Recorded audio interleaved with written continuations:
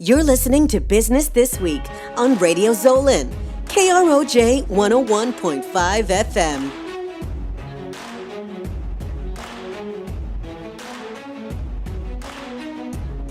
Hola, everybody. Thank you, Javier, and thanks to you, entrepreneurs across the U.S. have been able to turn their ideas into successful businesses. And that's meant rising opportunities for entire families, even entire communities. I also want to thank and congratulate Javier Palomarez for all the great work that he has done. Must be recognized as one of the most instrumental tools of growth of our great country. The power, the courage, the entrepreneurial spirit, the lives of our Hispanic population.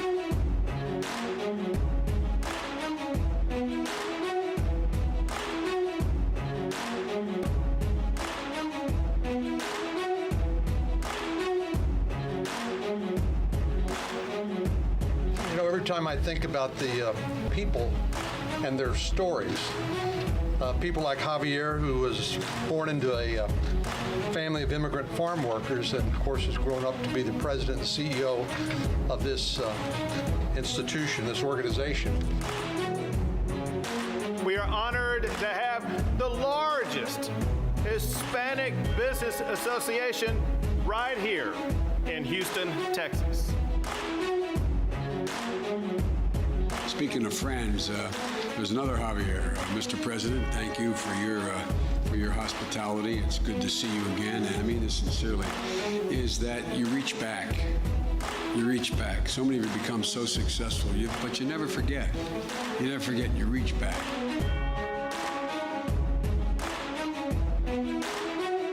Javier, I applaud you for acknowledging the power of America's businesswomen and the crucial role they play in ensuring the health of our nation's economy.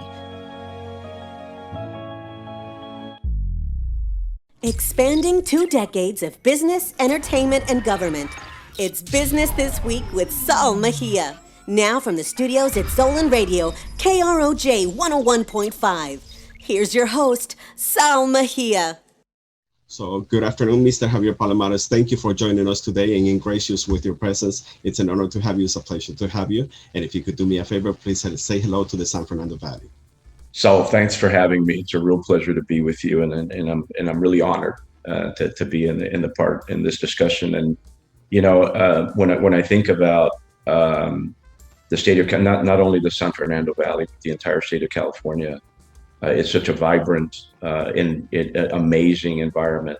It's such a wonderful state, and I personally have been blessed with a number of friendships and relationships that I maintain to this day throughout the state of California. And there's been so many wonderful people who have helped me and continue to help countless other Hispanics and non-Hispanics, not only in California, but throughout the country.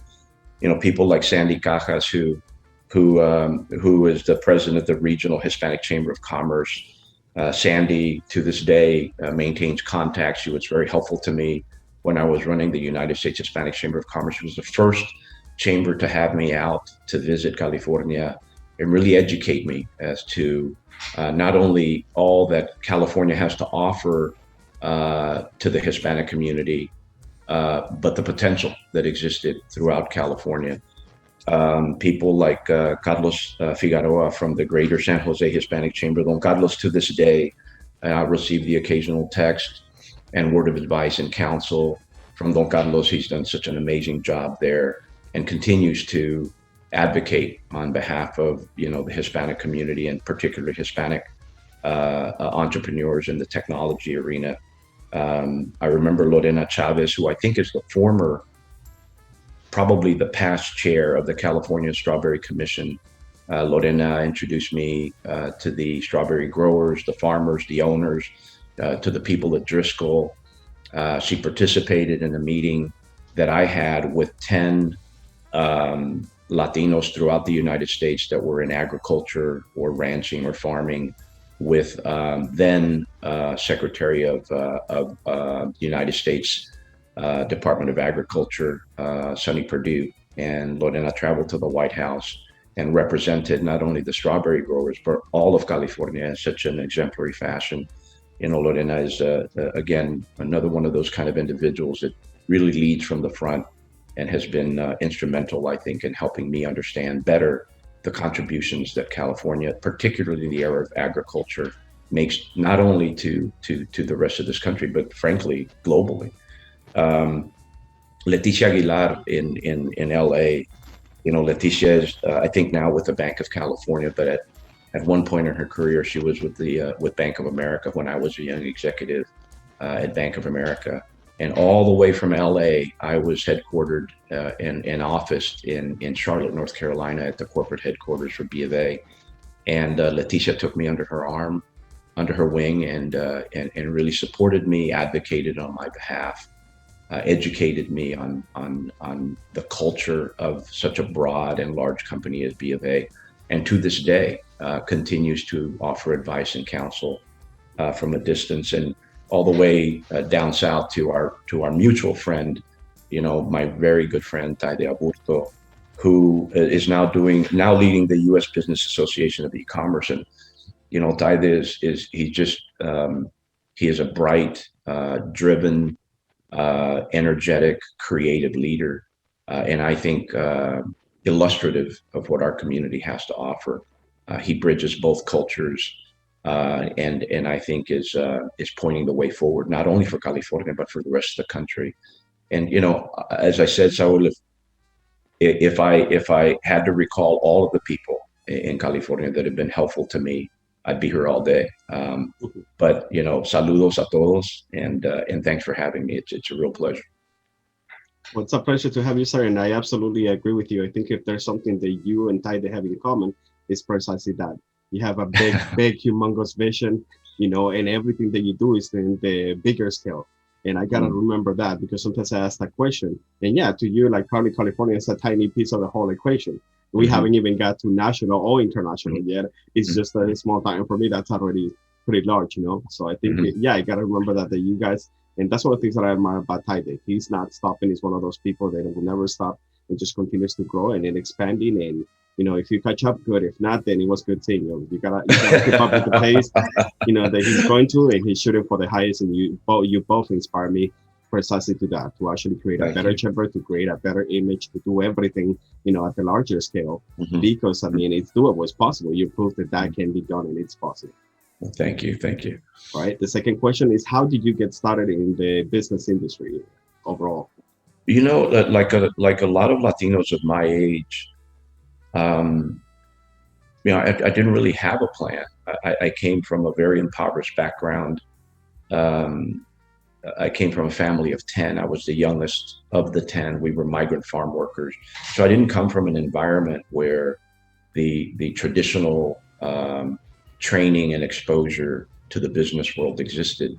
So I kind of made it up as I went, and I looked for opportunity, which I think is pretty illustrative of all Hispanics in this country. We're always looking for the next possible opportunity.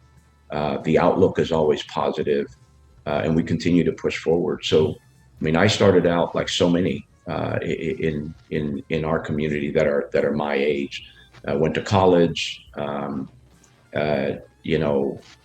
a degree in finance from the University of Texas, and then went into corporate America. And I was in corporate America for about 21 years, and had the good fortune of being recruited to several large corporations. And I had the pleasure of introducing companies like Allstate and Sprint and Bank of America, introducing them to the Hispanic community, and the potential for growth for such large organizations already, the potential for growth when engaging, America's Hispanic community, and kind of made a name for myself as a guy who understood that community. And in the process, met Hispanic business owners. And then my passion really got ignited when I began to see the potential in my community to contribute to the greatness of this country through entrepreneurship and business leadership. But, like so many, struggled. We were extremely poor. We were migrant farm workers. I learned English as a second language. My father left my family when I was 6, so my mother was left to fend for 10 kids. It was difficult as a young person, but it provided me, I think, the foundation to constantly look for opportunity, to be fearless in that pursuit of opportunity. As is the case for so many, there was a girl involved. And I met my amazing and beautiful ex-wife 40 years ago, and she was already educated. She already had a college degree, and she was a bank executive, and I was an unemployed ranch hand at the time. So I realized, I'm going to have to hustle to impress this girl. And so I went back to high school, attended night school, got my GED, and then got accepted to go to the university, went to night school. And in the process of attending college, I earned the Wall Street Journal Student Achievement Award in 1986. And that really changed it changed my world. It changed my life immediately, because it exposed me to an amazing opportunity, an amazing world. It exposed me to everything that was out there. And for my little tiny, ranching and farming community in South Texas, my horizon was pretty limited. But once I got that scholarship, it afforded me an opportunity to be heard and seen by some of the major corporations in this country. So by the time I graduated college, I had 6 job offers and was being recruited by 6 corporations. I ended up working for Allstate Insurance and had an amazing 13-year career with them where, it just completely opened my eyes to what's possible if you are dedicated and you have the discipline and the work ethic in corporate America. In America, anything is possible. So in terms of a real plan, honestly, as a young man, the plan was just move forward, just one step in front of the other and one foot in front of the other, and keep moving forward until you reach whatever you think that objective needs to be. And what were some of the challenges you had to encounter when you began? The challenges, and sadly they continue to this day, but the challenges were all kind of the same that you would hear from someone of my age. Oftentimes in that corporate boardroom or in that conference room in corporate America, I would be the only Latino in the room. And, so often throughout my career, I was the lone voice for the Hispanic community. So often, I found myself without a network. And so the lack of access, the lack of traditional training, it isn't like my father was a businessman or my mother was an attorney. My father had a 4th grade education and my mother was a migrant farm worker. So that lack of exposure was a huge challenge for me at the beginning, and continues to be to this day. The lack of a network. So I learned very early on in my career to build the network, to ask for help, to humble yourself to the point that you're not embarrassed or you're not too proud to ask for advice and counsel and guidance. And throughout my career, I've been blessed, really blessed, with men and women who, as I mentioned earlier, with Leticia Aguilar, have taken me under their wing and really supported me, advised me, guided me, and really championed me within the corporation and even outside of the corporation. So the challenges were certainly there, but the largest of them, I think, was the lack of exposure to a corporate setting, to a business setting, and B, the lack of knowledge of how to build a network and how to build a support system for yourself. I was fortunate that, I for whatever reason, was able to attract some amazing sponsors and support personnel.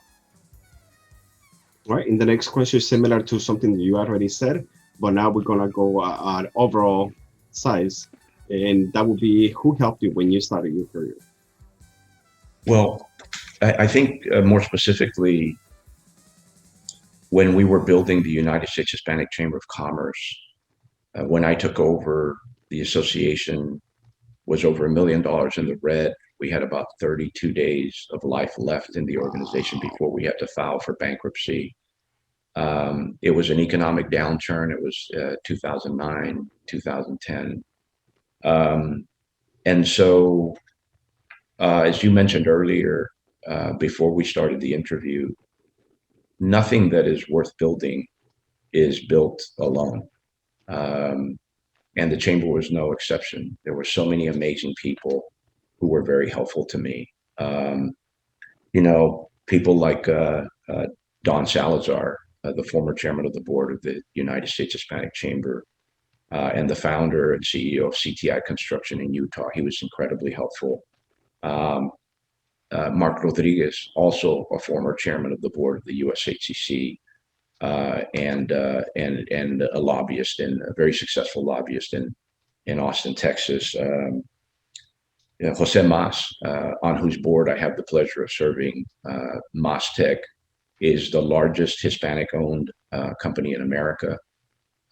Revenue is about $8 billion a year. Some 20,000 American employees, traded in the New York Stock Exchange. And to this day, Jose Mas is a strong advisor, counselor, friend.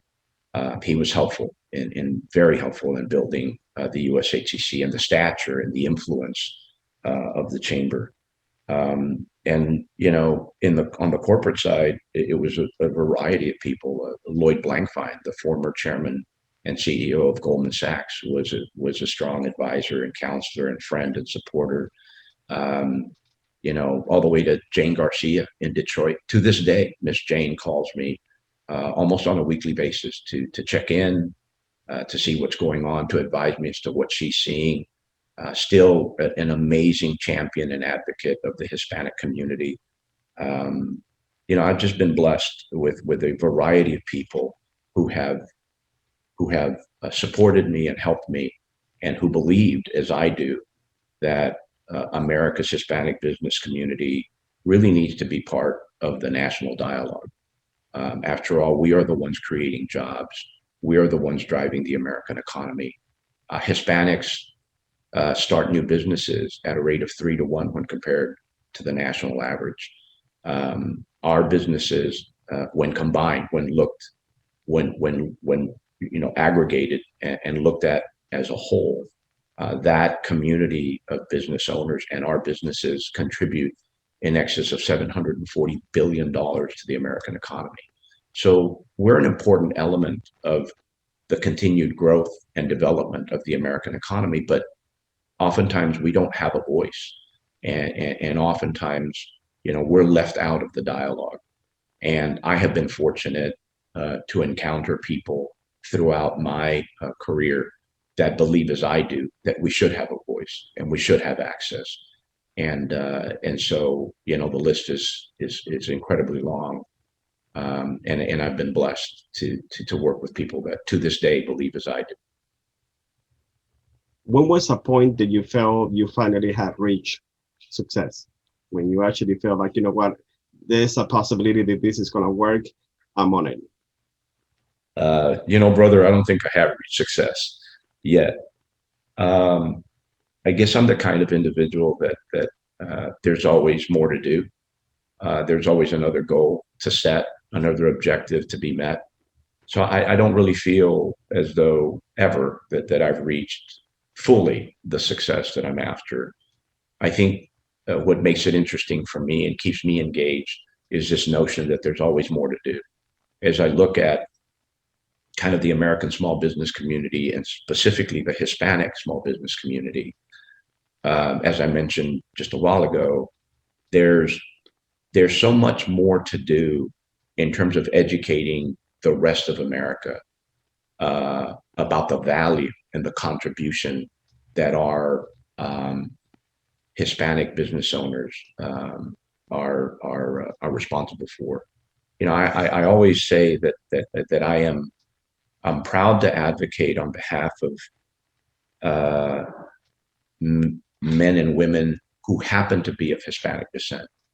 I'm proud to support and speak on behalf of these individuals, again, who happen to be of Hispanic descent. But first and foremost, I never forget, and I don't think this country should ever forget, that first and foremost, they're American business owners. And every tax bill they pay, every job they create, every service they provide, and every product that they manufacture goes to benefit the American economy.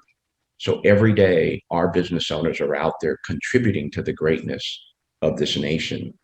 And I believe that there's so much more to do in terms of telling that story and ensuring that when America thinks about the Latino community, they understand completely what it is that we are and how it is that we're contributing to this nation. So in terms of success, I feel that we've reached some milestones. I feel that I've been helpful to a team of people, so many of us, that are trying to tell that story. But I don't think that success is quite here yet. I think there's always more to be done. And if you could give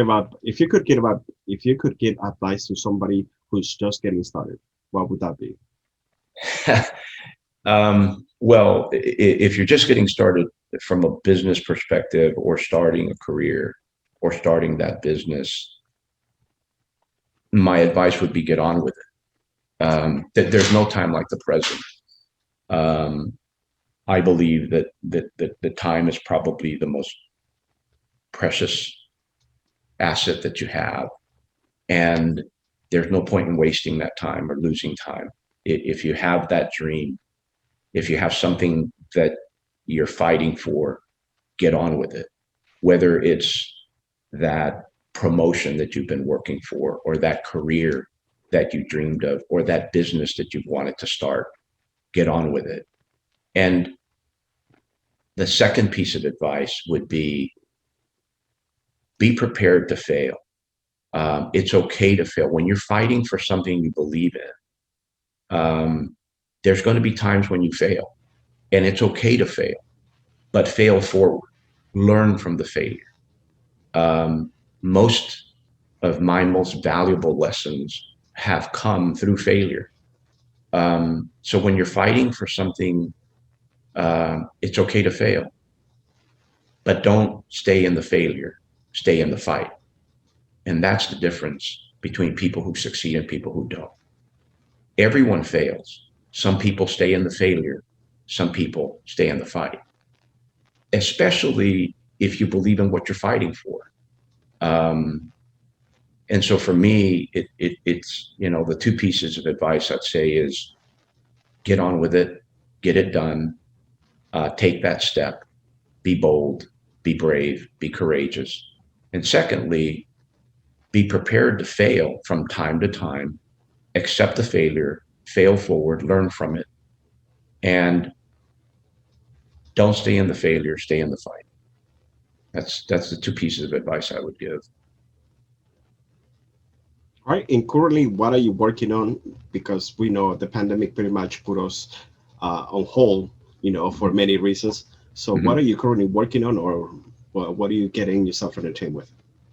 I spend a lot of time, I'm trying hard to be retired, but it isn't going too well. I spend a lot of time talking to, advising, and consulting not only large businesses, but for me, the more engaging part is working with small businesses. The pandemic, of course, has had an unbelievable impact on all of us. Sadly, though, in the Latino community, when you look at the corporate structure, the corporate world, oftentimes we're the last ones hired and we're the first ones fired.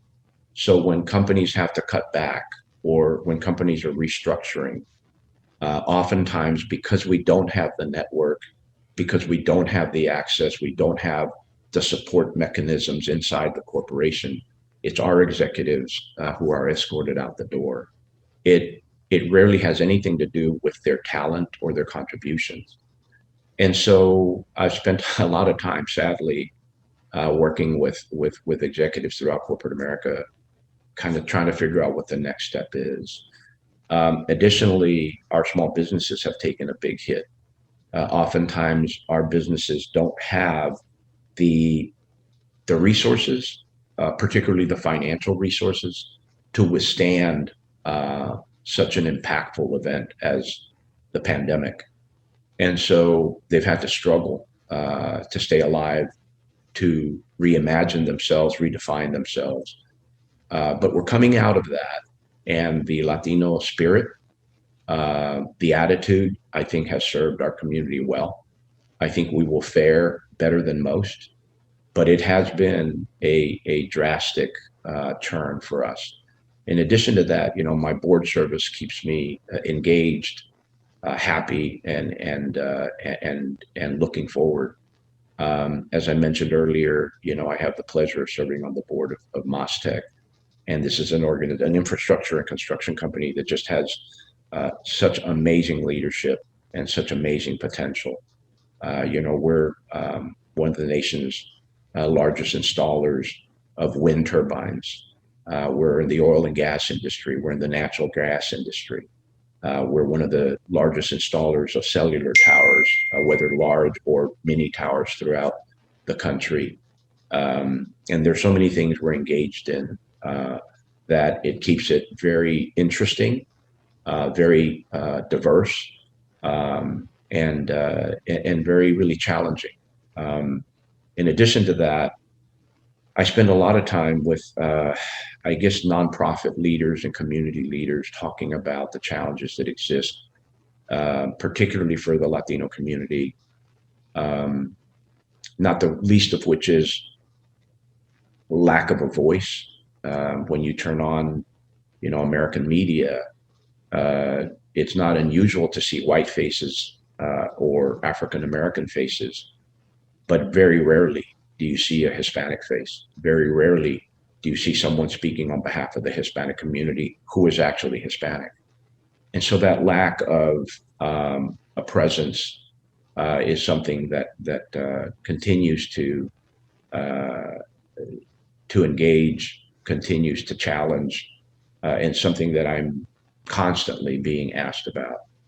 I think it's a good thing. I think it's useful for us to be aware and to be somewhat frustrated over the fact that we don't have that presence. But I do think it's also time for a change. I think it's time for America to wake up. I think it's time for us as a community to insist that we be part of the national dialogue, to insist that we be part of the changing face of this country. After all, that's what we represent. In states like California, you are the majority. In states like Texas, we're not quite yet the majority, but it won't be long before we are. And yet, I think our appearance, both in front and behind the camera, is very rare. But every aspect of American life really depends on Hispanic contribution, whether it's politics or business or entertainment or media. The Latino community is essential for the continued growth of so many sectors of this community, of this country. But we need to insist that we be in the leadership role as well. All right, sir. And where can our audience find more information about you? Do you have a webpage, social media, or anything like that? I try to keep that to a minimum. I think social media probably, but my role really right now is to support from the background, to offer advice and counsel from the sidelines. It's people like yourself, Saul, and Taide Aburto, who now have the baton. It's people like yourself who are leading, and it's my accountability, my responsibility to offer advice and counsel from the background. I think it's appropriate for us to stay in the background but engaged.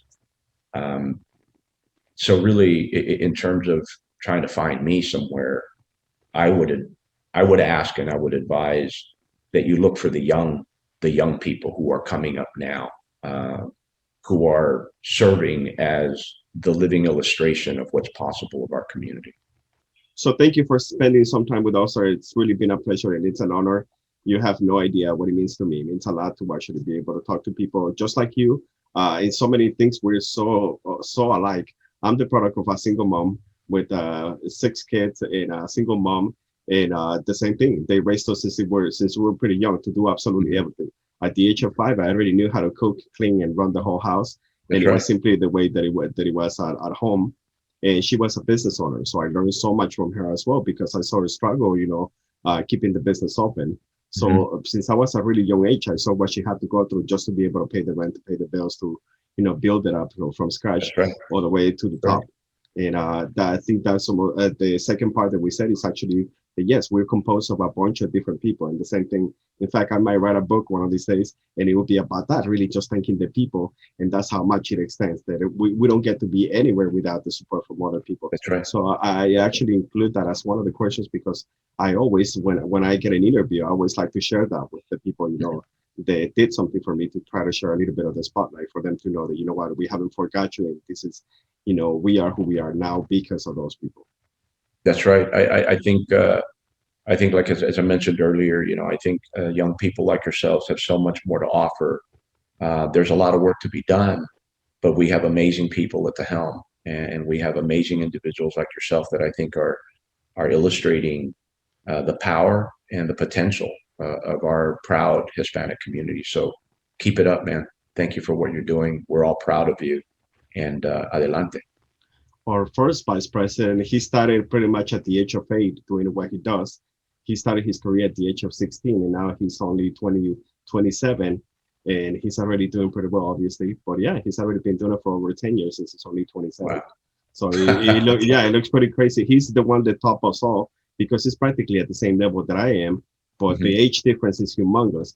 So at 27 to say, yeah, you're the vice president of the whole organization. He owns his own business, which is digital marketing, web design, graphic design, and all of that, which actually he did pretty well right now during the pandemic, precisely because of that. That's what everybody has. That's right. Yeah.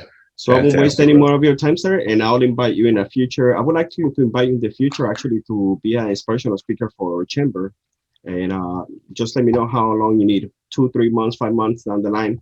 And you let me know, and we'll put it on the calendar whenever you have an opportunity to actually. I would like to, at least for the officers, just the officers to, Do the miss. I will, as I said, Taide thinks the world of you. Of course, I checked with Taide when you first called, and he said, not just yes, but hell yes. He said, you got to support him. He's one of ours. He said, Javier, this guy's on fire. He's doing amazing work.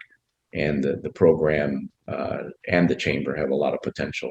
So, brother, you call me when you need, and we'll figure it out. I'd be happy to help in any way that I can. I think you're doing great work over there. And, if I decide to do something and come back out of retirement, I assure you I'll call on you to see if there's a way that we can collaborate. Well, it'll be a pleasure, sir, and thank you for your time. I'll let you get back to drinking your coffee and enjoying the rest of your day. Gracias, hermano. Take care of yourself. God bless you, sir. God bless you. Bye-bye.